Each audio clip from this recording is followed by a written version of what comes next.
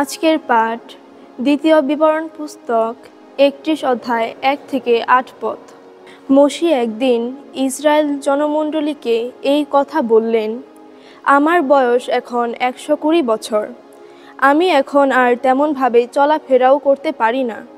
তাছাড়া ভগবান আমাকে বলেছেন যে আমি এই জর্দন নদীর ওপারে যেতে পারবো না। তোমাদের ঈশ্বর ভগবান নিজেই তোমাদের আগে আগে থেকে নদী পার হবেন। তোমাদের চলার পথে ওই যে সমস্ত জাতি রয়েছে, তিনিই তাদের বিলুপ্ত করে দেবেন। তোমরা তখন তাদের দেশ ছাড়া করে দেবে। ভগবানের নির্দেশ মতো যোশুয়াই তোমাদের আগে আগে থেকে নদী পার হবেন।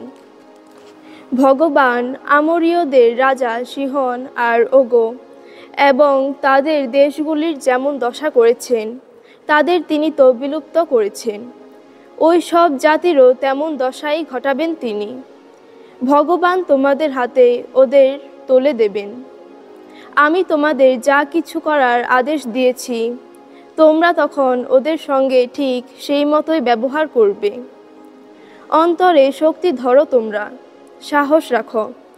ওদের দেখে ভয়ে কাতর হইও না, বিচলিত হইও না, কেননা তোমাদের ঈশ্বর ভগবান নিজেই তোমাদের সঙ্গে সঙ্গে এগিয়ে চলেছেন।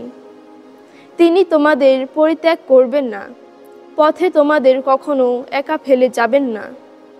তারপর মশি যোশুয়াকে কাছে ডেকে ইসরায়েলের সকলের সামনে তাদের এই কথা বললেন, অন্তরে শক্তি ধরো, তুমি সাহস রাখো, কেননা যে দেশ এই জাতির মানুষদের হাতে তুলে দেবেন বলে ভগবান তাদের পিতৃপুরুষদের কাছে শপথ করেছেন, তোমাকে এবার সেই দেশে সকলকে নিয়ে যেতে হবে।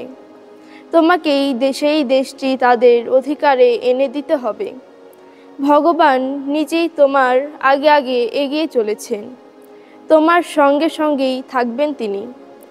তোমাকে তিনি কখনো পরিত্যাগ করবেন না, পথে তোমাকে কখনো একা ফেলে যাবেন না।